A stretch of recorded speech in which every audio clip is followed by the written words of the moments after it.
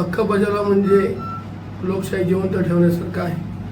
ते सावंतवाडीकरांनी जवळपास 70% वोटिंग झालंय. मला वाटतं एवढं वोटिंग पहिल्यांदाच झालंय. निश्चितपणे वोटिंग वाढल्यामुळे निश्चितपणे शिंदे शिवसेनेला त्याचा फायदा होईल. इलेक्शनही येतात जातात होत असतात, पण या सावंतवाडी शहरामध्ये युपीतली माणसं आणून स्थानिक कार्यकर्त्यावर कुठच्याही पक्षाचा असो गाडी चढवण्याचे जे प्रकार आहेत, बाहेरची गुंड लोक आणून आणि सावंतवाडी शहरात त्यांचं वास्तव्य आहे, हे अत्यंत दुर्दैवी आहे. ही या जिल्ह्यातील पहिलीच घटना आहे की युपीतले गुंड आणून कार्यकर्त्याच्या अंगावर गाडी चढवणे आणि ती गाडी अडवली कार्यकर्त्यांनी म्हणून त्यांच्यावर परत गुन्हे दाखल करण्यात आले. आम्ही तिथं सोडवायला गेलो, आमच्यावरही गुन्हा दाखल करण्यात आला. ही अत्यंत दुर्दैवी गोष्ट आहे.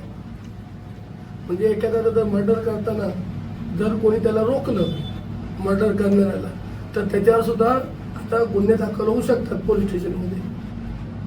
यात कोणतीही शंका बाळगण्याची गरज नाही. आणि सगळ्यात वाईट गोष्ट म्हणजे ते जे युपीचे जे गुंड प्रवृत्तीचे लोक आहेत त्यांना पोलीस प्रोटेक्शन होतं. त्यांच्या गाडीमध्ये पोलीस होता. तो पोलीस कोणाचा होता, आता त्यांच्यावर काम काय होतं हे पोलिसांनी पहिलं जाहीर करायला पाहिजे.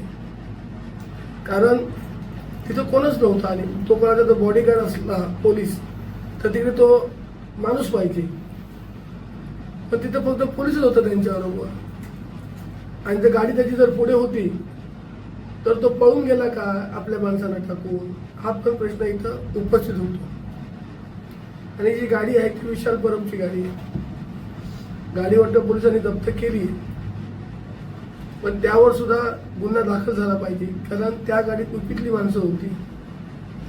ती कशासाठी आली आहे, त्यांचं काम पाहिजे इलेक्शनमध्ये, हे पण गांभीर्याने घेण्याची गरज आहे. त्याच्यासाठी आचारसंहिता संपल्यावर 124 कलम रद्द झाल्यावर एक सर्वपक्षीय मोर्चा, ही जी युपीतली माणसं आहेत, हे जे घाणारडा विषय झालेला आहे अंगावर गाडी चढवण्याचा, कुठेतरी या जिल्ह्यात या गोष्टीला आळा बसावा. असं कधीही नव्हतं. जे काय व्हायचं असेल ते स्थानिक लोकांमध्ये व्हायचं. युपीतली माणसं जर गाडी चढवत असतील आणि उद्या युपीत पळून गेली तर त्यांना शोधणार कोण? उद्या एखाद्याचा मर्डर करून जातील, त्यांचं पोलीस स्टेशनमध्ये त्यांची नोंद आहे का? तर आता पोलीस नोंद घेतील, सांगतील आधीच नोंद आहे म्हणून. मागच्या वेळी अशाच विषय घडले होते. ही जी युपीतली माणसं आहेत त्यांची नावं जर शहरात असतील आणि तर त्यांची नावं सार्वजनिक करावी, लोकांना त्यांची ओळख व्हावी,